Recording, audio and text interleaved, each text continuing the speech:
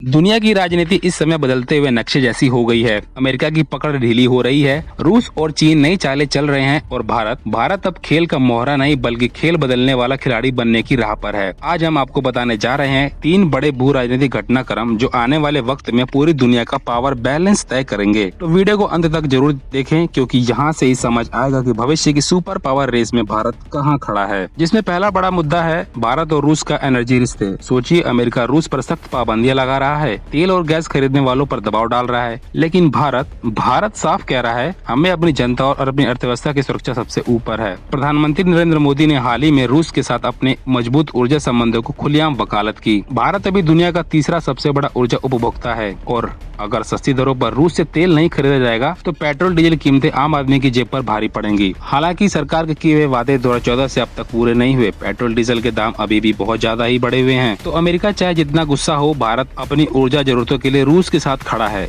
यानी अब भारत किसी की डिक्टेशन नहीं मानता बल्कि अपने शर्तों पर चलता है। अब आते हैं दूसरे बड़े मुद्दे पर, शंघाई सहयोग संगठन यानी SCO समिट। यह सिर्फ एक मीटिंग नहीं बल्कि एशिया का पावर सेंटर बनता जा रहा है। इस बार SCO समिट में भारत, चीन और बाकी देशों ने मिलकर अमेरिकी टैरिफ पॉलिसी और व्यापार युद्ध से बचने की रणनीति पर चर्चा की। खास बात यह रही कि भारत और चीन जिनके बीच हाल के सालों में तानातनी रही है, उन्होंने आर्थिक सहयोग और यात्रा में ढील देने पर सहमति जताई है। इसका मतलब क्या है? इसका मतलब ये है कि भारत धीरे धीरे पश्चिम से हटकर एशिया में नई दोस्तियां गढ़ रहा है। SCO अब सिर्फ ग्रुप नहीं बल्कि एक आर्थिक और रणनीतिक गठबंधन बनता जा रहा है जो आने वाले समय में G7 को भी टक्कर दे सकता है। भारत यहाँ बैलेंसिंग एक्ट कर रहा है, एक तरफ अमेरिका और यूरोप, दूसरी तरफ रूस और चीन। और यह कूटनीति भारत को विश्व गुरु की छवि देगी या फिर इन दोनों के बीच में भारत फंस कर रह जाएगा। अब सबसे बड़ा और धमाकेदार मुद्दा, चीन, रूस और भारत का एक साथ आना। तियानजिन में हुए सम्मेलन में तीनों देशों के नेताओं ने अमेरिका को सीधा संदेश दिया है, हम दबाव में नहीं आएंगे। सोचिए, जब अमेरिका लगातार रूस पर पाबंदियां लगा रहा है, चीन से ट्रेड वॉर छेड़ रहा है और भारत से भी अपनी शर्तें मनवाना चाहता है, उसी समय भारत, चीन और रूस का एक मंच पर खड़ा होना पूरी वैश्विक राजनीति को हिला देता है। हाँ, यह सच है कि भारत और चीन के बीच सीमाई विवाद चल रहे हैं, लेकिन बड़े अंतर्राष्ट्रीय मंच पर दोनों देश अगर एक साथ आते हैं तो यह अमेरिका और पश्चिमी देशों के लिए खतरे की घंटी है। तीनों मिलकर ऊर्जा, तकनीक और व्यापार के ऐसे गठबंधन बना सकते हैं जिससे आने वाले दशक में एशिया दुनिया का सबसे बड़ा पावर सेंटर बन सकता है। और भारत इस तिकड़ी का सबसे अहम खिलाड़ी है क्योंकि भारत के पास है लोकतंत्र की ताकत, युवा जनसंख्या और तेजी से बढ़ती अर्थव्यवस्था।